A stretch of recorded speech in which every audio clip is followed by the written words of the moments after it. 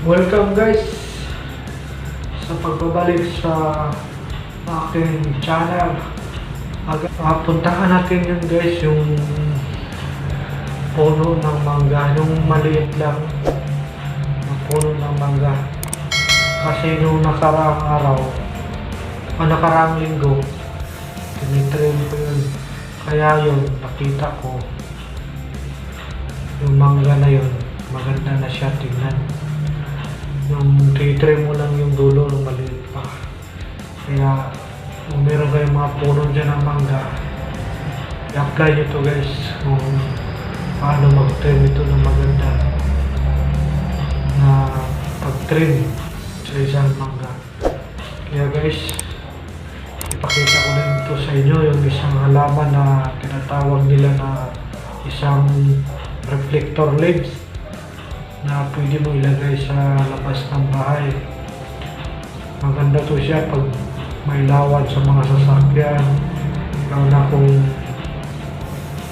lagyan mo siya ng ilaw na colored, kasi magre-reflect to guys yung dahon nito. At maganda dito guys kung maganda din yung pag-trim nyo sa isang halaman na to.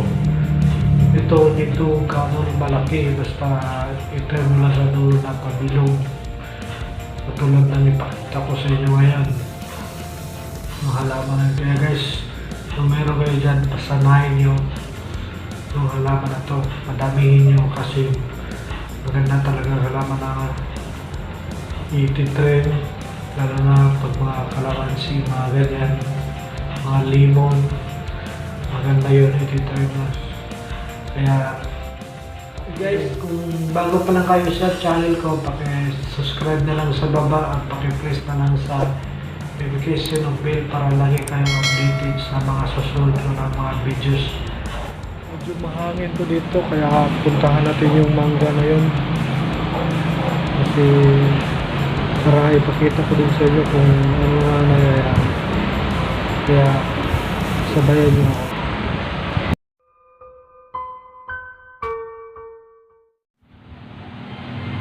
Kaya yun guys, yung mangga na yun na tinitrim ko, nagforma na siya ng heart. Kailangan na pagkabilogin mo, mabutasan mo yung gitna para pag tumubo siya,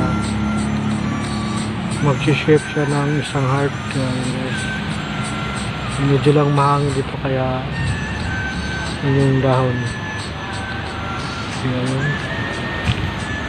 mababa lang siya ng mangga.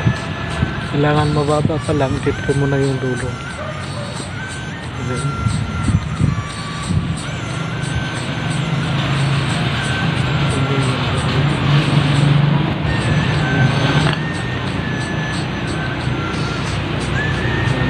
Bilog na sa gilid. So punta tayo dito sa gitna.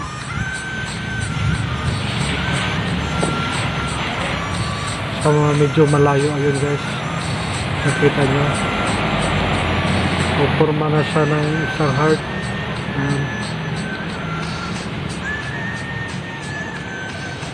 Ayan, kaya dito tayo.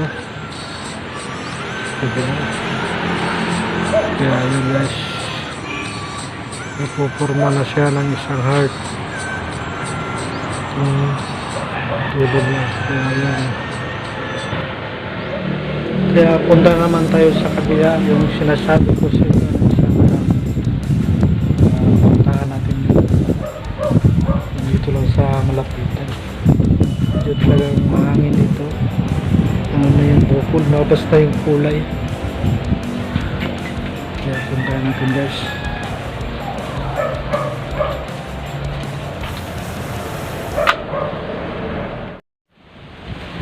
Kaya ito na, itong halaman na to, yan o, nagre-reflect siya guys.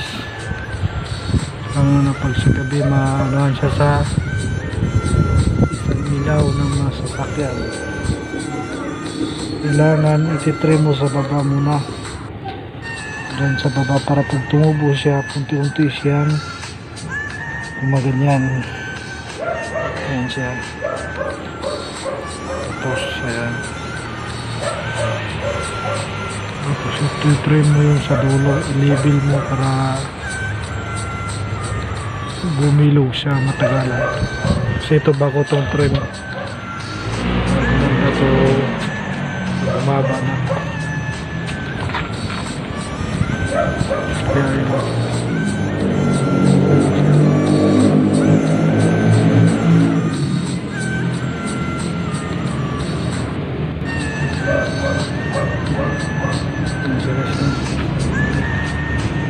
Ikotin natin. Ayan. Ito yung halaman na yun. Medyo maliwanag. Sikat ng araw. Dito yung magre-reflect yung dahon niya. Dito. Pag masinagan siya ng ilaw. Ayan.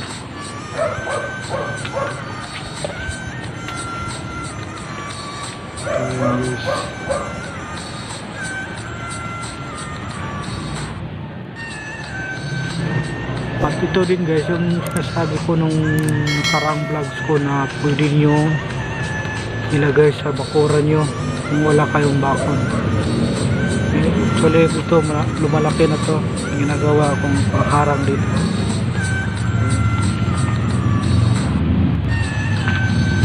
Ayan siya.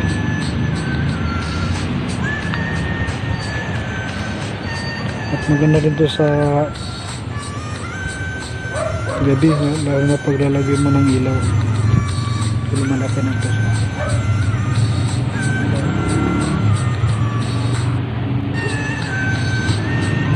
Malaki na to siya. Yung mga maliliit ito, nandun lang sa malapit sa pavilion. Ayan siya. Yung maganda ilagay sa bako ng bahay. Kaya yan guys, nakita nyo na yung mga halaman na yon. Kaya huwag nyo kalimutan mag-subscribe sa baba at paki-press sa notification bell para lagi kayo updated sa mga susunod na mga video guys.